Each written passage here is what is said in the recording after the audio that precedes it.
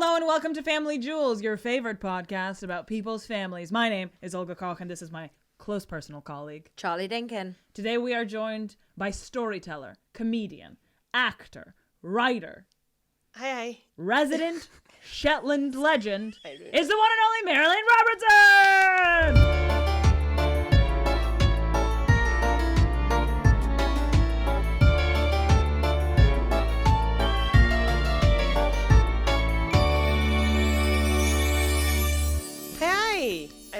I came in at the wrong time. No, you did great. Okay.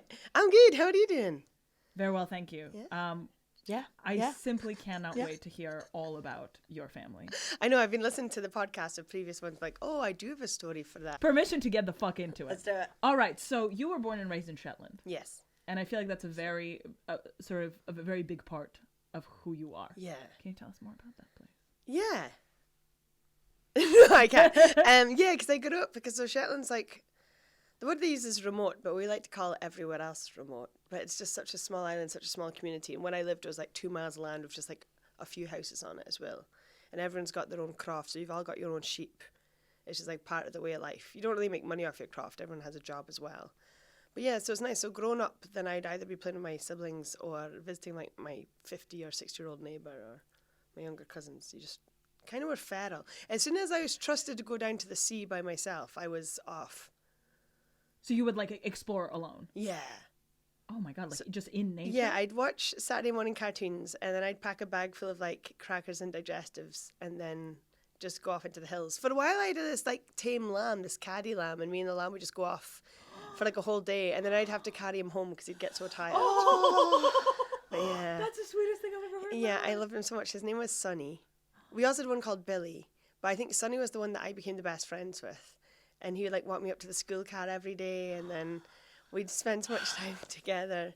I loved him so much. But then one day I came home and he wasn't there anymore.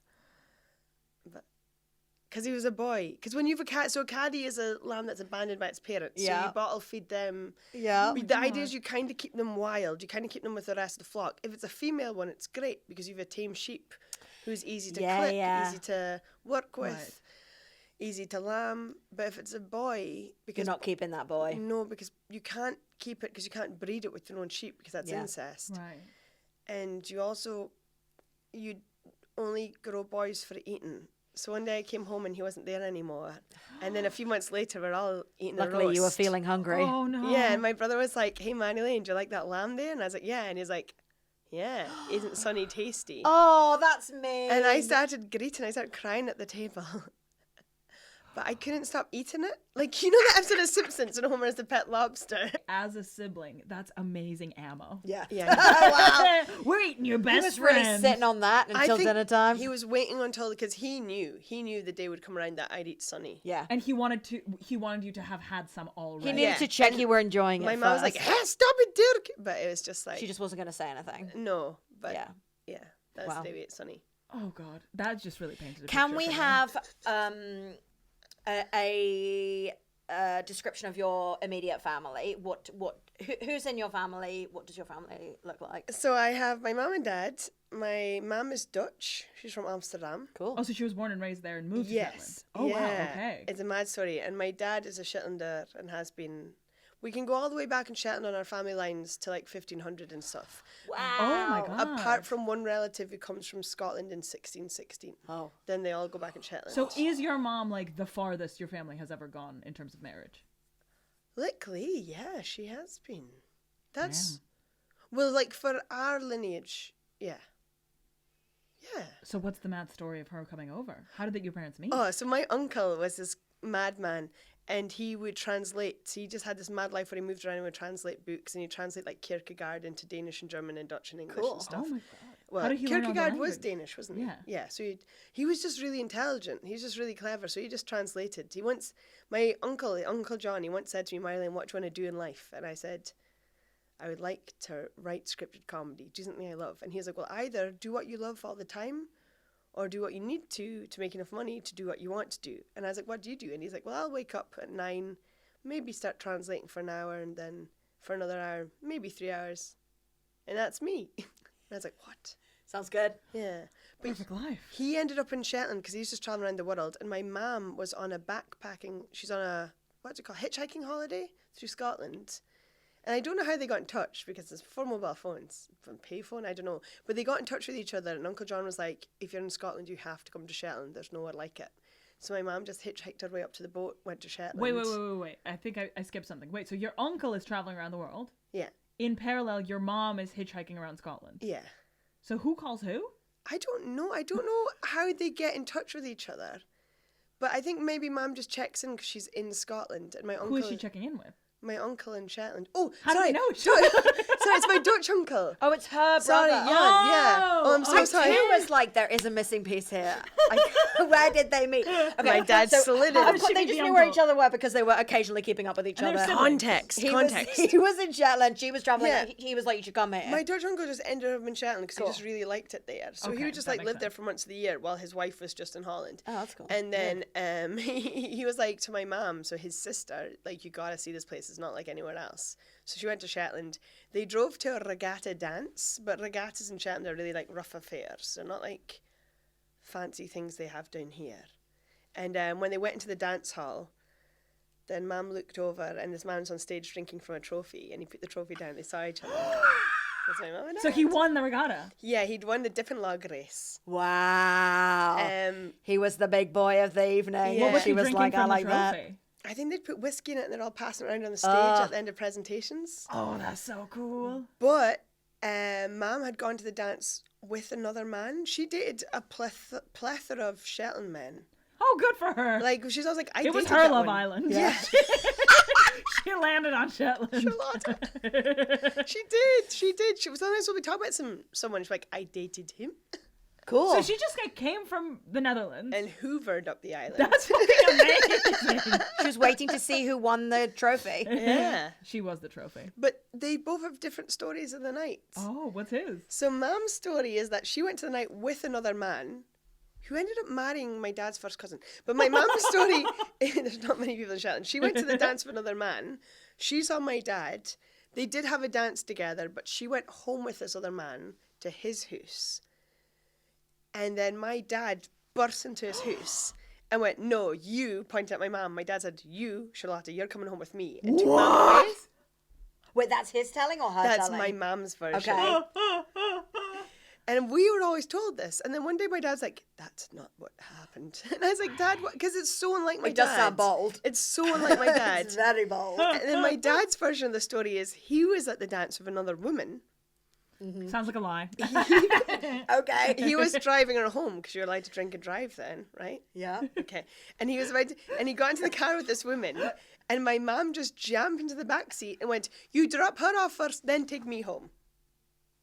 And the other guy was Oh. nowhere to be seen. in that Yeah, mum version. just left him. Okay, so which story is true? Dad, it has to be. I feel like mum would have been the kind of woman who was like, yeah, take her home and then me. So then he's just left with her. Okay, both are equally bold. I I'll like say. them both so much. I'm not even. Maybe I even like that one more for her. Yeah. That's cool. Because when Dad came in Mum's version of the story, when Dad burst in and says, you're coming home with me, I was like, well, what did you do, Mum? Is that not like a bit like aggressive? And she's like, well, I looked at the man I was with and he was scared of your dad. So I was like, not him. Chose my dad because he seemed more like, sure of himself. So one way or I love another, that. Because those are two someone very burst different into stories. something, and here you are. Trespassing was involved. All right. Yeah.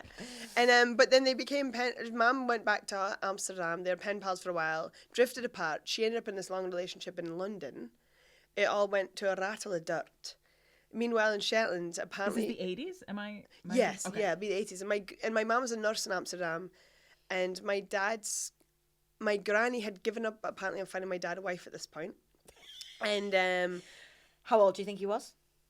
because my dad's old. My dad's old. He's born in 1938. Okay. Yeah, he's an old man. All right, fine. So he could be in his 50s. So he had a mad life where he studied architecture at Edinburgh Uni, and then he saw the emergence of flower power and the hippie movement and everything, came down to London, and then he just would travel. He lost every job he had because he'd go on holiday and just decide not to come back for a long time. He ended up in Shetland looking after the croft after his uncle died, and he was going to go to Shetland for a couple of months, and he kept his architecture job on hold in Edinburgh. Well, he extended his stay for like 3 years. And I was like, what did you do? And he's like, I just drank and sailed. I mean, it clearly works out for him. Yeah, and then just magically, because of the oil boom in Shetland, all these jobs were needed for architects. Because before that, there was like no work in Shetland unless you were a teacher. There was no degree work, basically. That's correct. So he's like So perfectly positioned. Dad just like coasted through life, having a nice time, but was like, oops, I was going to have a family and I forgot. So how old is he when all of this is happening? When he meets your mom? Oh, I've never done the maths. So he's in his 40s? He must be, 38, so... Yeah, so like during the 80s, he's in his 40s. 58, 58, 68, 78. Yeah, he's in his 40s, yeah. And your mom is? She's 12 years younger. Okay. Yeah.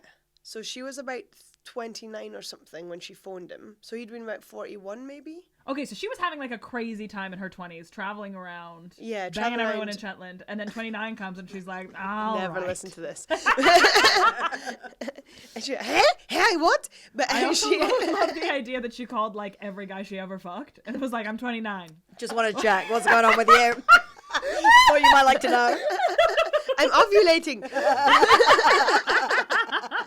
Well, like their version's quite sweet because I think the version goes that because they're quite religious. Dad was praying, being like, I would like to find someone to love. And Mom just come out this bad relationship, and she's just like thinking about all the past people she'd been with, and she was like, "Who is that?" Because they were pen pals for a while. Although Dad's letters are just the weather and how he's done his sailing reports, and how the Not why she's writing to you, and bro. how the sheep sales are going. Include a nude at least. But yeah, so Mom just phoned him, and he had just been literally praying. Mom phoned, and she was like, I want to come back to Shetland to see you. So she went for a 2-week holiday. Now, this is where it can get... So, like, the story goes, like, spiritual to magical. Because, like, we have this thing in our family, and this is a thing in Shetland, where it's, like, you can see things you cannot explain. So you can see something whilst it's happening on the other side of the world, or before it happens. And that started when my dad went to uni. So when my dad went to uni... he would have visions of, like, the shed roof crumbling in. And a week later, he'd get a letter from his mum saying, oh, last week the shed roof crumbled in. And when I went to uni, it started for me as well. And I was like, and it's so weird because it's like, it's the thing. Like, I had a dream that the family dog was just standing there and all these white ribbons appeared and constricted. And I phoned home that morning and they'd put the dog down but hadn't told anyone. Wow. And I was like, the dog's I'm gonna have dead. shivers. Yeah. So, but Dad used to have this dream when he's a young boy that he's in this car, this Land Rover, next to this beautiful dark-haired foreign woman, and there's black lines across the sky he couldn't explain because Dad was born prior to electricity in his house. So when Mum came to visit him after that phone call, she came for 2 weeks to Shetland, and at the end of the 2 weeks, or towards the end, they're sitting in his Land Rover at the top of the hill where he lived, and all the electricity lines. Oh my god, I fully have shivers. Oh my god, this is the best thing ever. They were across the sky, and he was like, those were the strange lines I couldn't understand as a child. And he just looked at Mum and was like, oh my gosh. And he said, will you marry me? And she just said, yes. Okay, gorgeous. Yeah. Honestly, I need to see. I really am am like... It's this is great. Wait, that's amazing. Yeah. Oh my god. Yeah. And so he felt it was very destined, and she also was like, yeah, cool. Yeah. I like it here, I like you. Mum was like, I knew immediately. And she spoke Even though fluent they English at this met point? and disappeared. Yeah, she's always been good at English. Okay. Yeah, she'd always been like fluent at English from school. But yeah, so that was July, and then he went to Amsterdam in October. They got married, went to Paris for a honeymoon, had a home fair in Shetland, and then she just lived in Shetland. Wow. Yeah. Holy shit. What's like a huge change for your mom from going from like a major city and living in Shetland? Yeah, now? because also she went to the middle of nowhere in Shetland in a house with my dad's mum. He was like, no, I'll cook. You know, like, and Mum was just like, it was just like such a culture change because her mum was like very like prim and proper and like Yeah. would dress all smart and nice to it, like a Shetland wife just in a pinny who just like butcher a sheep on the table in the kitchen. How did your mom's family feel about her moving to the middle of nowhere? So it was funny because all the Shetland family, I don't think all the Shetland family, but a lot of Shetland family are like, who is this foreign woman coming for your money? I'm like, what money? What money? I think it was one of my aunties was just like, she's coming for your money. And Dad's like, okay, well, there's not much. Because I think the rest of the family are all just really happy and met someone. And then the His Dutch mum had been family praying for it. thought that Mum was a bit like, why are you going to the middle of nowhere? Aww. because she just like left. Because I think all my Dutch family up until then, they all lived in the Netherlands. Yeah, they did. Yeah. But at least her brother had like seen it and knew and liked it and could like maybe Yeah. And big then it he up a bit. practically moved out there, and then he did move out there. Fun. Yeah, because he had a deal with my granny. I think even before my mum got married to my dad, there's an old little croft house that was just like almost on the brink of disrepair. And he made a deal, my Dutch uncle made a deal with my Shetland granny that he could live in it if he just kept it livable and he wouldn't pay any rent. And that's the house that I now have in Shetland. Oh, wow. Yeah, because I couldn't afford a house. So I just That's so sweet. That's like yeah. families yeah. intertwined. Yeah. So they get married. Yes. How long after do you join the My how many siblings do you have? I've got an older sister, an older brother, and then me. Okay, so you're the So big she was born like 9 months after the wedding. She was born in Good for them. July the following year or something, yeah. Oh no, maybe it was a year and a bit because Mom said she wanted to have children, but she smoked for a few months and then started. But first, I want to stand on this island and smoke, staring out to sea. Yeah. I understand that. That really speaks to me in a very primal way. Yeah, it's my eldest sister, Floortje, and then we have a brother called Dirk. I absolutely love the idea of arriving in Shetland with one last pack of cigarettes, and the sort of like really heartwarming countdown to the baby is like the cigarettes slowly missing. A little Wait, I'm trying to work out what year my sister was born because Mom was like, yeah, I smoked for a few more months, but I was like, was she pregnant when she smoked? Because when Mom was pregnant with me, she ate tinned crab every day for 3 months, and I don't think you're meant to do that. It's in tin. It's tin. Probably, Okay. isn't it? Like they pasteurize it if they put it in a Okay, tin, that's don't fine. they? Surely. Yeah. I mean, you're fine. I know. You're- Apparently it's that's too the one late that now. causes like, what's it called? When your brain goes funny. Brain goes funny. It's really bad. I mean, that's a whole range of conditions. When you see Old things that funny aren't there. brain, hallucinating. Yeah, it's that it leans into that quite heavily. And Wait, I'm like, you get I can see the hallucinations future. if Yeah, maybe that's from the crab. Make crab. I can't remember. I read it somewhere. Oh, We're she very did you a slowly favour then. with the ball stuff and the crab stuff. We're slowly transitioning to being a pseudoscientific medical podcast. Have you tried? Oh, I was going to try and say the one that everyone takes back. I was just going to say TCP. What's it What are we called? talking about? CBD? The one when you go see the machine elves. No, let's not talk about that. This isn't Joe Rogan. Oh, TCP, yeah. No, but what is it called? DMT? DMT. Yeah, Yeah, TCP is for DMT. cuts and wounds. Yeah. I was like, what? DMT. So what's the age difference between you and your siblings? Yeah, just like a place. Okay, do you want to spend more time on DMT? No, let's Isn't that go. the Let's hormone roll. released by your brain when you die? Yeah. Yeah. Okay. Would you take it? I would love to try Yeah, why it. not? I would take it. I just took mushrooms for the first time this summer. Oh, how was You that? try it? Absolutely loved it. Fantastic day. What would you compare that to? Well, it was only a very low dose, actually. We were trying to get a little bit more fucked up. But in the end, I just like hung out in a hotel pool for like 3 hours. The colors were very bright. I had a nice chat with my friends. I felt good. That That's sounds nice. Yeah. Mushrooms are the best. Yeah, I'd been nervous of them for some reason, even though I am a They're big time weed smoker.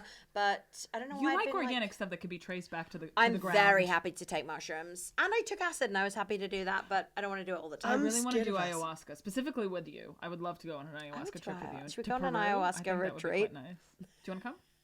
I want to try it / I don't like spewing, but I'll go for it. Yeah, I don't want to be being sick on a yoga mat. You know I when want to people be are like, somewhere nice. I had to purge. I'm like, oh. Yeah, I gross. agree. But when I took mushrooms one time, but then we accidentally took like 4 times the dose because me and my cousin didn't know what we were doing. And we're like, it was mushroom chocolate. So we just kept eating it.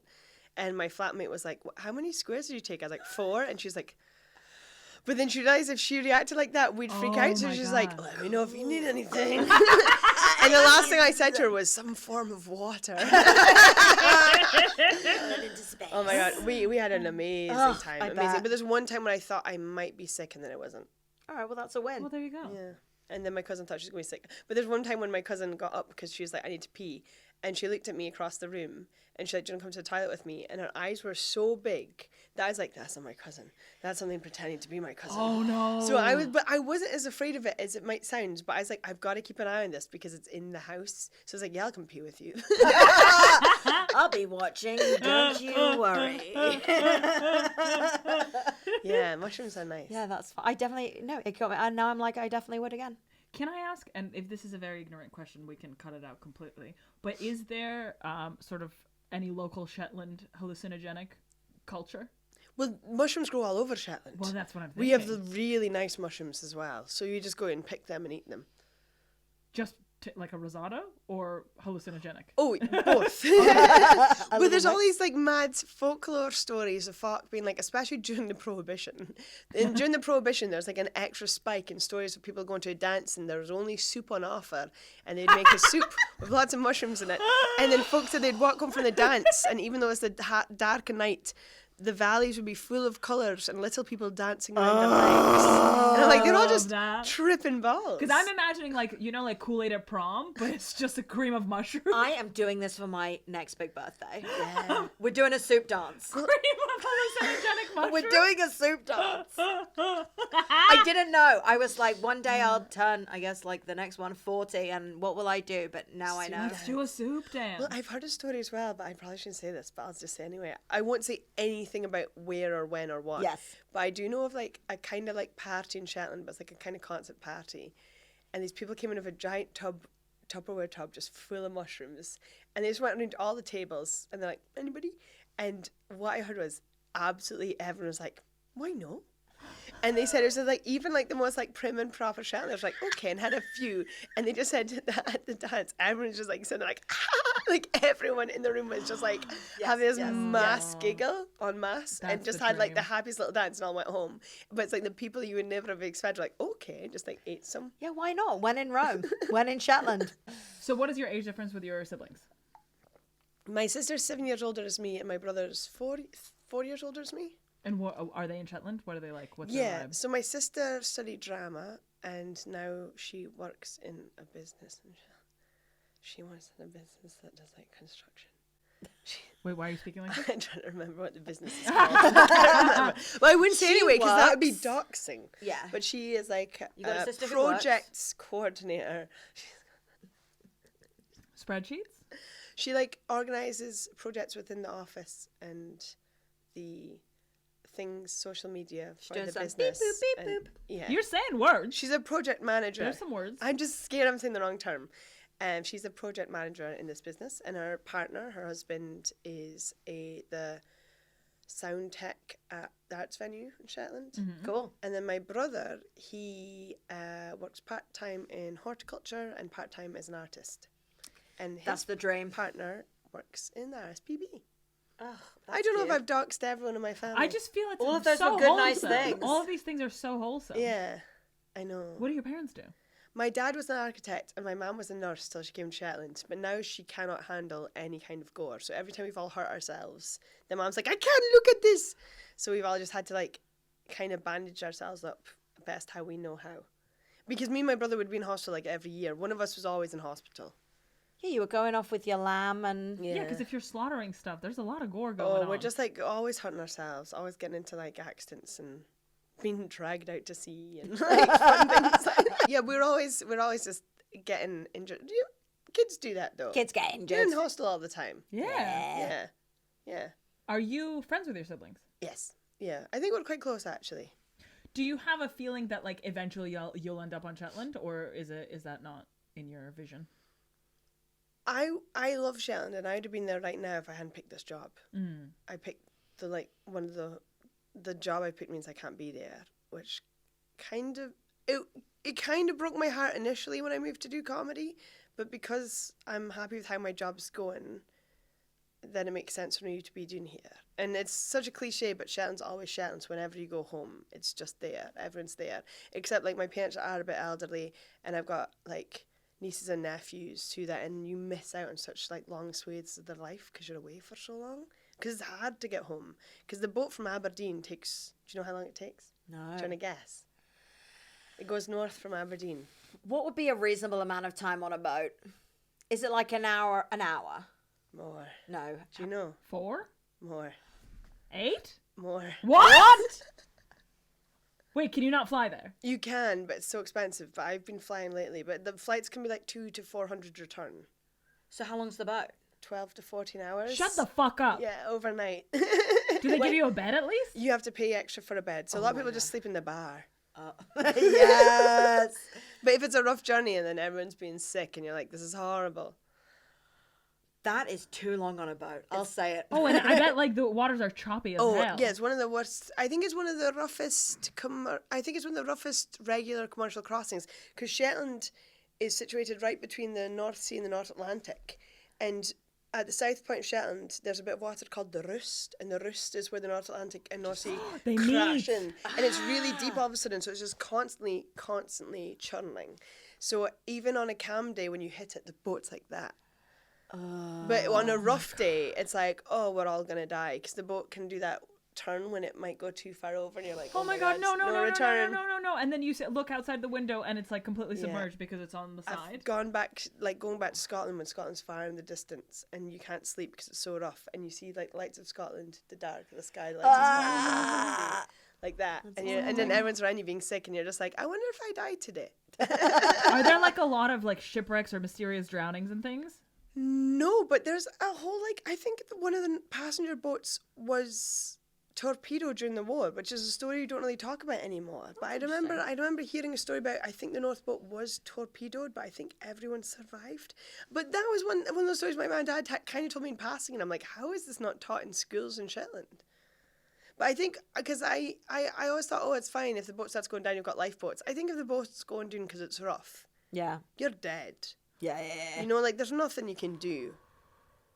But Okay, it's I'm looking at Shetland on the it's map. very rare. The sea's scary. There are some videos of the boat during daytime that's terrifying. But you can fly. The flight's only like an hour and 20 minutes or an hour and 15. From Aberdeen. But it's one of those small planes. You can go Glasgow, Aberdeen or Edinburgh. Can you Those go from little planes Inverness? aren't any better. Yes. Is Inverness closer? Yeah, a little bit.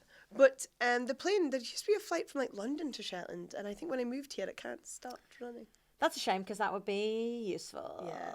Otherwise, that's a long trip. Yeah, so it's really far. Yeah, It's you've really gotta far. commit. And also, if you're scared of flying, it's not a good flight because there's not much flat land in Shetland. So where the runway is, they've had to extend it in the sea. So when you're landing, when you're landing, you're almost landed, but just water beneath you. Then it hits the runway, and then to drive from the airport back to the rest of Shetland, you have to drive over the runway between planes landing. Oh my god, stop. What? I love it. So every now and then the barrier comes up and you have to stop the car because the plane's like, That's wild. So like with like a freaking railroad crossing, but with a freaking airplane. Yeah, because what comedian was it? A comedian came to Shetland to do they had a whole bit about landing in Ireland, but a railway went across the runway. And then in Shetland, we're like, trains are unusual. That's the comedy. And you're like, no. Picture a train. But yeah. Are there trains on Shetland? No. There's a big about Shetland railways because there's 2 or 3 railways, as in there'll be a quarry and a pier, and they just have a little track where they quarry And it stone. goes between them. Yeah. So that's one of the funny things is, there's a big about the Shetland railway system. That is fascinating. Wait, I had a question to ask, and then I drew a blank because you told me that harrowing thing about landing. Oh, have you ever seen the Northern Lights? Yeah, a lot. Oh my god, that's so cool. So It's now really we're seeing bad. the Northern Lights Yeah. down here, aren't we? Did you read Yeah. about that? I didn't Is that see a them. climate No one change told thing? me. Definitely. Oh, fuck Is off. it? Yeah, surely. Yeah, because you get them a lot in Shetland, and it's really bad. There's times that as well when you're at a party and you're like, oh, because we call them the mirror dancers, because a mirror is like a shimmer. Ooh. So the mirror dancers are out, and then you're at a party and people are like, oh, wait till I need a smoke, because they're out so often. When I need a smoke, I'll see them outside. Yeah. But yeah, because where I live as well, it's just you look at the door and then they just kind of dance across the horizon. Ugh. Sometimes they come right over. It's beautiful. Magical. And we also get the morel, which I like. Morel is the bioluminescent algae in the sea. Ooh. Oh my god, that's so cool. It's this time of year, the herfst, the autumn, and the vor, the spring, when the sea's at the right temperature and you've got darkness in the sky. Because in summer it never gets too dark, and in winter the sea's a bit too cold. But around in between the two, when the sea's still for long enough, then at night time, then the whole sea starts to glow. And if you dive into it and move your arms, you disturb it, and everything lights up and swirls about you. It's like swimming through stars. It's amazing. Oh my god, that's so cool. It's the highest I've ever felt sober, because you just do that and it just doesn't make sense, because it's like swimming through magic. That's the most gorgeous thing I've ever heard in my life. You need to come up to my God. Shetland. So cool. That sounds beautiful. Okay, so what kind of wildlife are we talking? Uh, Dolphins, whales? Yes, we Puffins? we have puffins in summer, and then lots and lots of birds. It's really good for bird watchers because Shetland's such a small area in the middle of nowhere, so many birds also come and rest off and go again. amazing seabirds. And then, so the mammals we traditionally would have would be like selkies, which are seals, daratses, which are otters, and nisics, which is porpoises. Ugh, the best. Yeah. Those are some really good ones. They are when good you ones. say their names, is that a Shetland dialect or a Gaelic? Or? That's Shetland dialect, yeah. Okay. Because our language is Nordic. It used to be called Norn. And because we were Nordic, then became Scottish. Okay. Yeah. Sorry, I love talking about it. Yeah, I love it's talking delightful. It's like, So there's this interesting. I want to know what you know about your very far-reaching back family who've Okay. been there. Like, who's the furthest back person you know a thing about? Have you heard specific stories? Is there anything? Both in Shetland and in the Netherlands. Yeah, Like, and how also- in I feel touch so are you bad with the 'cause Netherlands? I should be bad because my granddad wrote a book and I started reading it and I haven't finished it, so I feel bad. So I don't know that much about my Dutch family. Do you ever go there? Do you have Yeah, family we there? used to go there every summer and stay at we would go to the Netherlands and stay at my Dutch family's house as our summer holidays. Well, we were basically house sitting for them while they went and stayed in a house in Spain. But we're like, oh my Equal God. south though. Yeah, we'd be like, it's so In the equal hot. journey. And it'd be like 18 degrees. I'd be like, oh, let's get out of here. Can't handle it. And we just went swimming every day in this like muddy pond. Like, amazing. It felt like being on like the Mediterranean. I've never been to Mediterranean, but I'm pretty sure that's what it feels like. Yeah. A muddy pond. In Yeah, South- that's what they say. The Costa del Muddy Pond. And, like little things swimming in it, and you're like, is that a leech? Yeah. Yeah, that's pretty much that's like Can, isn't it? That's what the leech is going on. Is a poop, The algarve. a poop floating past? Like, oh, was that mine? But yeah, it was fun. So we'd go there every summer and house sit for my family, and then we'd just see all my aunties and uncles and cousins over Nice. that period of time. Well, at least he wrote a book. That's cool. It's there when you get to it. What do You'll you? learn What's some- it about? It's about his childhood in Amsterdam. Because it's pretty mad, because my family's so slow to breed. So, like, my mum had 5 brothers and sisters, and her brother were the only 2 born after the war. So all the rest of them remember the war in Amsterdam and what it was like. Crazy. Yeah, Yeah. that's so Oh, interesting. wow. So my eldest 2 aunties were actually evacuated to a farm in Huh. Friesland, up in the very north, and the rest of the family stayed home and just had to, like, survive in occupied Amsterdam. It's mad. It's like, yeah. And all my family was like really like, all my Dutch family have like really dark hair, and a lot of them had really dark curly hair and dark eyes, and then they used to be stopped by like Nazi officers being like, where's your Star of David? Oof. Like that when they're playing on the street, these little children. Oh my And god. I think my Dutch granddad sneakily had a radio in his house that we listened to, because I don't think that was allowed. But he sneakily had That's one. so interesting. Try and listen to the news of what was happening. That must have been crazy. Yeah. Those like occupied places that were like not in Germany or like, but they were just like, Yeah, because people aren't on board. Like people in yeah, France and the you're like, we Netherlands didn't aren't choose on this board. necessarily, but we're just like, and our life is now being controlled. Must have been so intense. Yeah. But yeah, Yeah, one 'cause- day you can learn those stories. 'cause That's cool. Yeah, my auntie was telling me stories about that recently, because she came to Holland, my Dutch auntie Mika, and she was saying how one day, like, they literally, all they had in the house was, like, oil for the lamps and the heating, and then syrup for when they cooked stuff. And then she one day put oil on her porridge, and my granny was like, my Oma, she was so upset, because she's like, that's our precious oil. Yeah. But the photos of them and then from the war as well was like my Oma and Opa, my granny and granddad, were like so skinny because they're all living off rations, but the children were just like, because they were just giving everything Drinking that they could oil. to the children. Looking down that oil. But yeah. Oh, that's Oh, those powerful. are harrowing. But meanwhile, stories. and it's funny because my dad, because like for me, Shetland is the safest place in the world. The safest place. When my dad was younger, because he was born in 1938, so he grew up during World War II, and he remembers being out in the field with his mother, and they're cutting hay, and he's just a young boy, and they heard a plane coming. So his mother threw in a bale of hay and lay on top of him, because they're like, well, that could be a Luftwaffe, like a German plane. And my dad, when he was 6, I think, he's playing outside the house, and this man was walking down the hill towards the house, and my dad went to the house, and he's like, Mom, there's a man coming to the house, there's a man coming to the house. And his mom came and she went, oh, Frank, that's your dad. Because he'd been at the war for the last 4 years, and my dad Oh my god. had no memory of his own dad because he'd been there. He was born and he had to go straight to Yeah. war.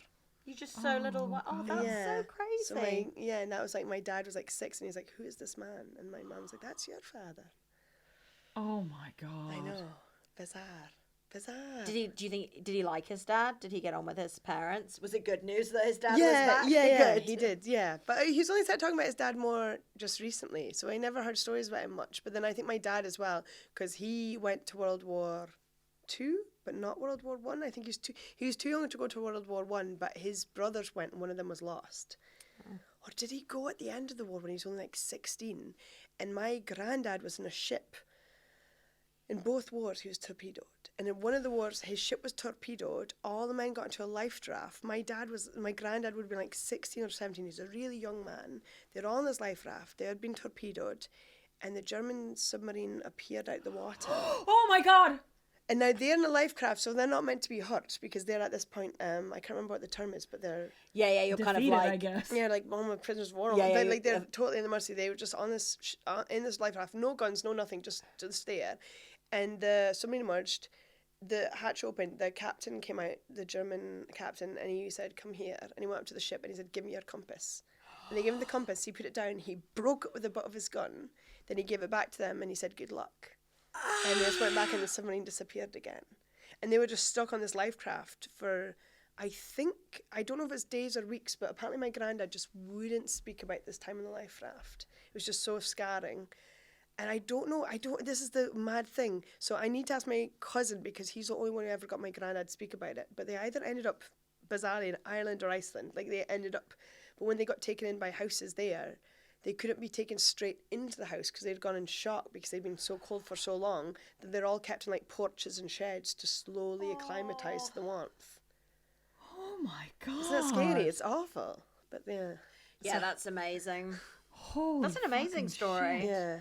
Do you know my grandma after World War II did a job where she would go round... She'd been to like a teacher training college, I think. I don't fully know what happened in that portion of her life. But she had this job after the war where she went round when prisoners of war had been brought back to the UK, or like soldiers had got back and they were living with their family, where she'd go around and like prep people for their arrival, and she'd have to be like, do not make them a huge big meal. Like, people cannot eat a massive meal because they haven't eaten anything. And that was like, she had to go around and say that to people. Isn't that crazy?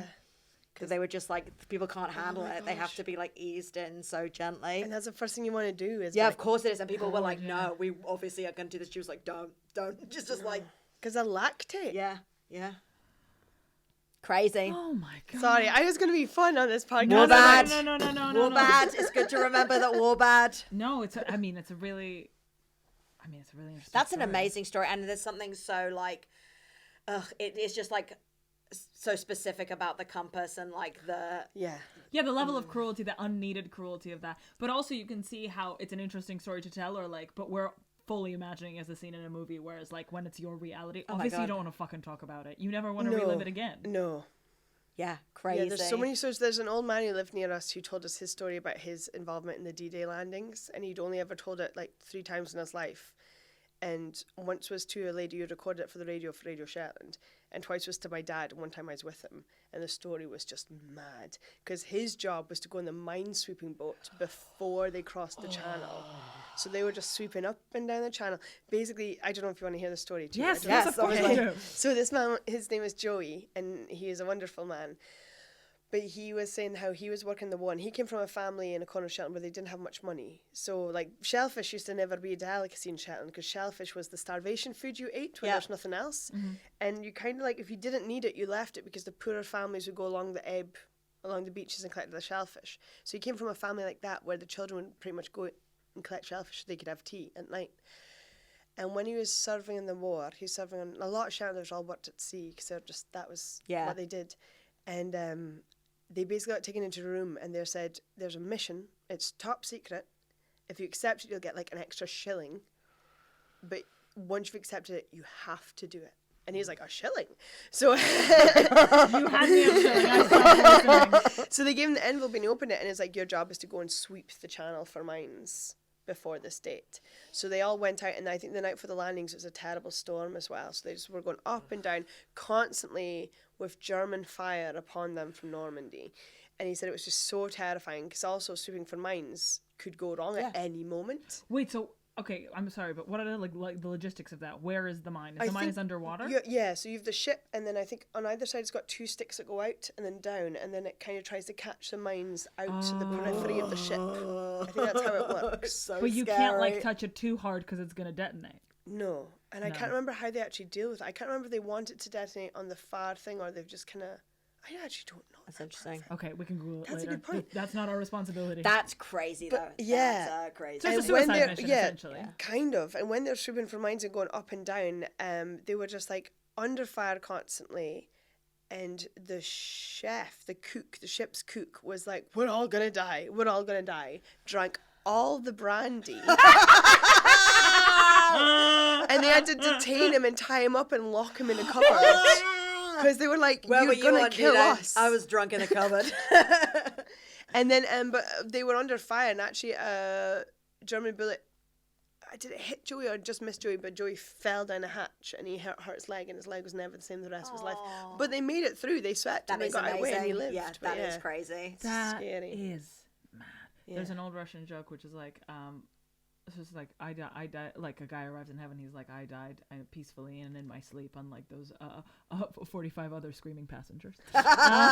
Wait, you've triggered in me that I do have an update from another episode, because I told you in a previous episode that was recorded in the past. We don't know when things are coming out. My family just did a family tree. Nice. And then, so one bit of it was that my great-grandfather was in a regiment in the First World War, which was for short kings, men 5 foot to 5'3". The story is even crazier. So initially they would not let men that short serve at all. But then they needed Beggars can't be people. choosers. Beggars can't be choosers, so they let him go. Very much me changing my dating standards after 30. Yeah. You are going to lose your fucking mind at the next bit of this story. What did they make them do? He went for 2 weeks. For 2 weeks, he was at war. He got injured. Not big time injured, but injured enough to be sent home, and he was no longer in the army.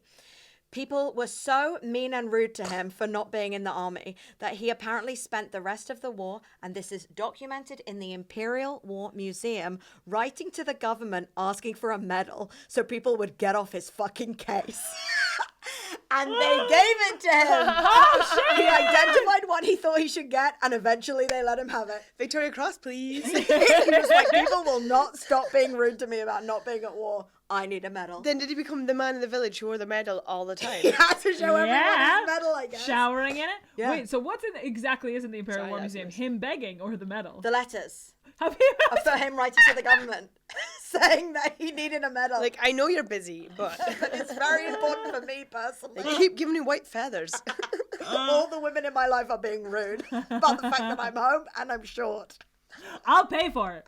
I will pay. Do you think it was that they were rude to him, or that he just kept hitting on women and be like, I served, you know, and like, really, They're like, where's did your you? medal? You're too Yeah. short to serve. It's just good to have a story you can be really proud of. So You know funny. what I mean? Good. No, it's a good lesson, and the lesson is if you annoy someone enough, you will get what you want. Yeah. I think we don't hear stories like that enough. I have a similar story from, have I told this on the podcast before, about my auntie in Amsterdam? I don't know if I should tell this story. Please.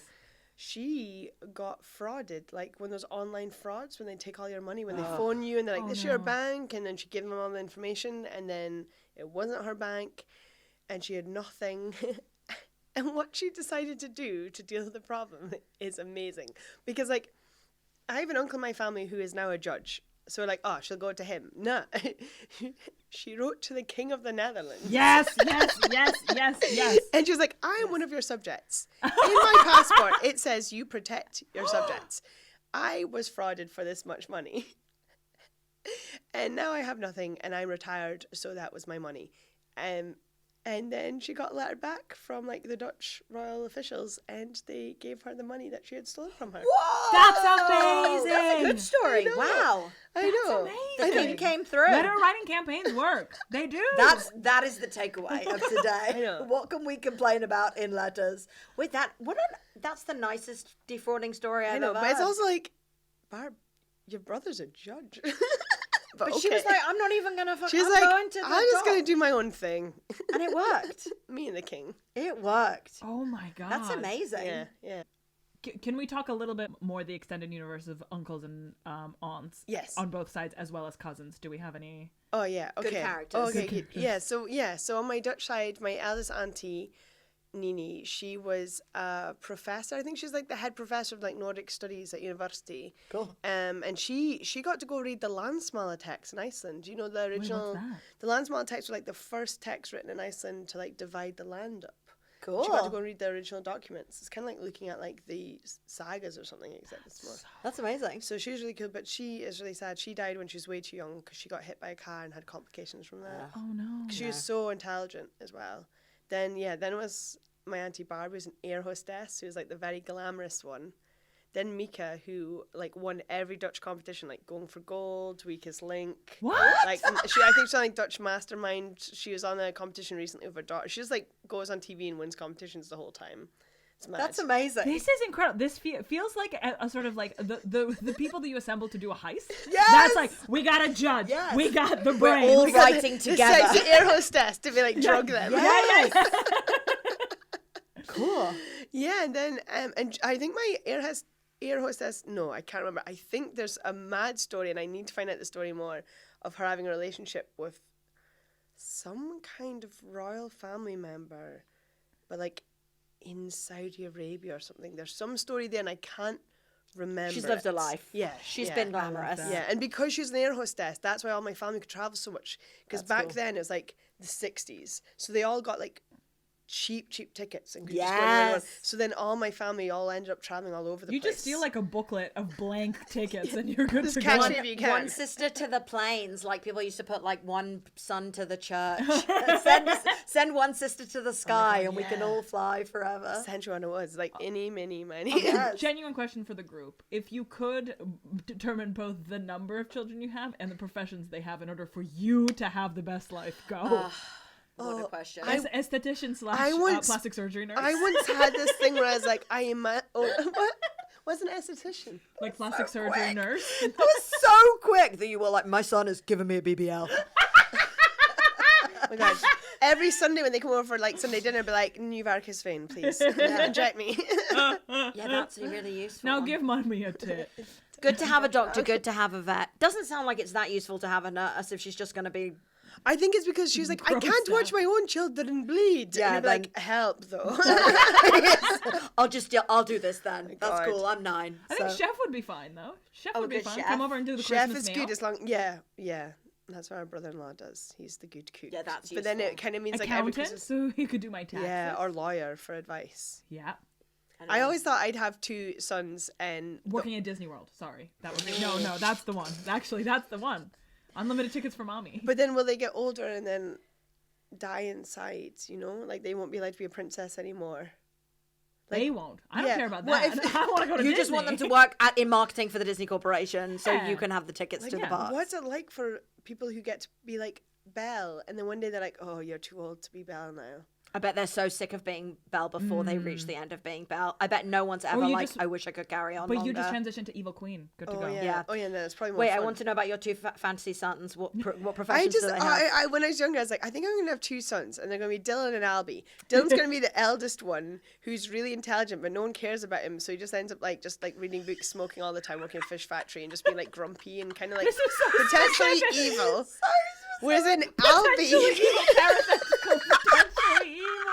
I know, but he's just like not. No one takes him seriously, so he doesn't get to get up to anything. Whereas Albie, everyone dotes on and loves, but is completely useless. Yeah, These are the sounds 2 about right. sons. That's a nice That's- dynamic. That's what I'm gonna have. I like that. Yeah, you've seen it now. Yeah, You know. and I'm just gonna be like, oh, I'm gonna have to like spoon feed Albie for the rest of his life just because I love him so much and I don't want to watch him ever do anything for himself. Honestly, I'm delighted and excited to interview Dylan and Albie on this podcast. 20 years Too. from now. I don't know why the names. I don't know where they came from. They're good names. They're good names. Dylan and Albie. What are your kids doing?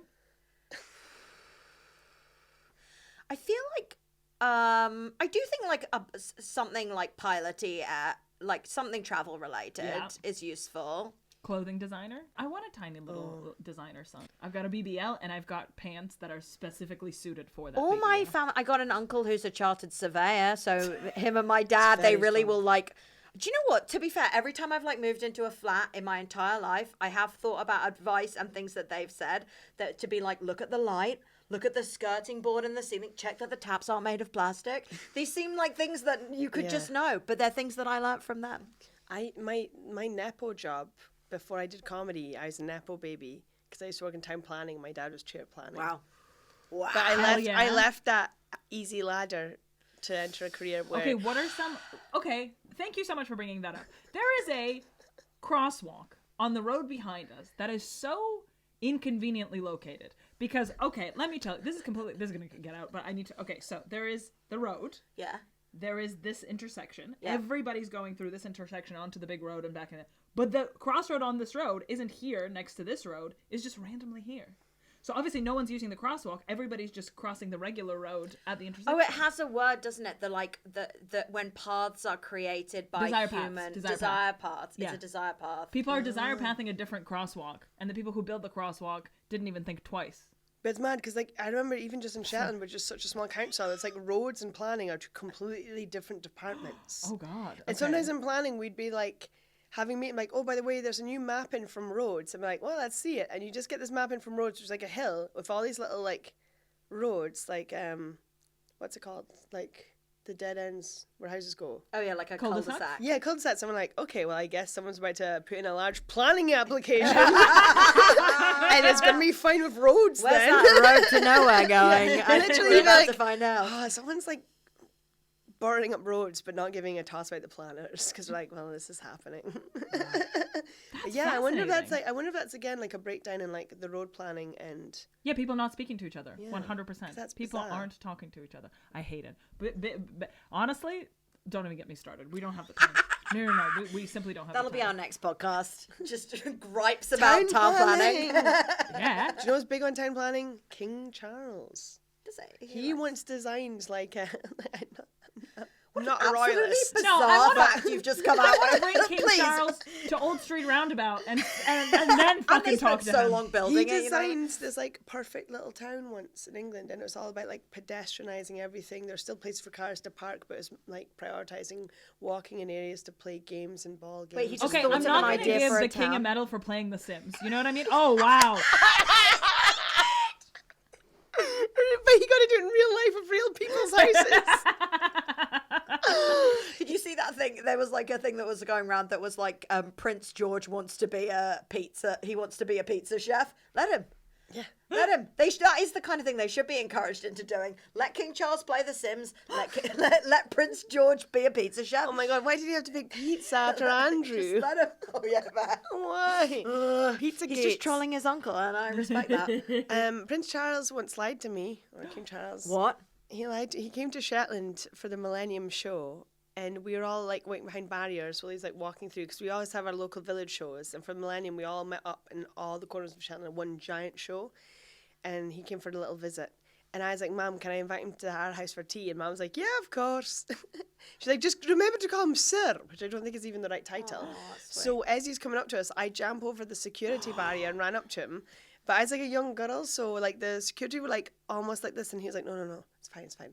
And I just went, please, sir, would you like to come to my house for tea? And he's like, I'd love to, where do you live? So I started giving him detailed directions for this like really long drive out of town. And Mum was like, it's too far from here.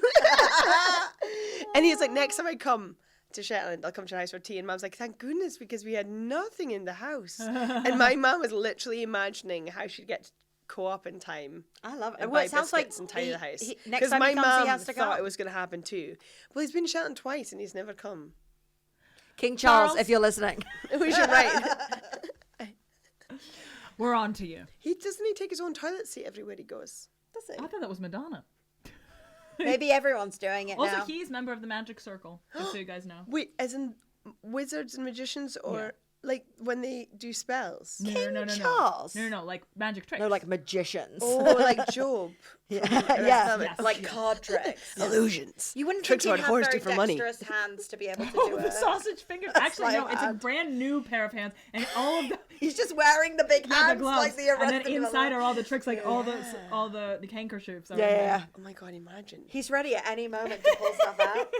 I think we've cracked something today. That's just what they are. It's just a trick that's just he's wing and biding his time. Yeah, he's ready. Merlin, What kind of magic do you think he would do? Like, how is he in the magician circle?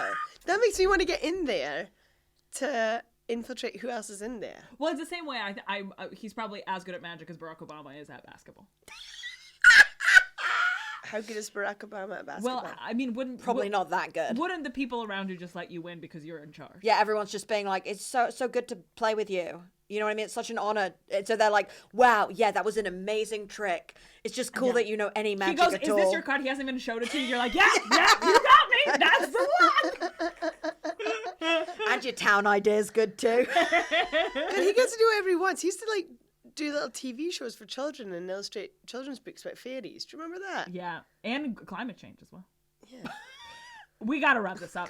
Marjolein, would you like to plug anything? I have Instagram, which is my name, spelled Marjolein, Robertson. I also would like to plug Neopets, because I think it'd be really fun if we all got back on there again. Yeah. Hell yeah. Really? It'd be really nice. I used to run a business and a guild. And I'm also doing a tour of the show in 2020. What's next year? 5. It's a fantastic show.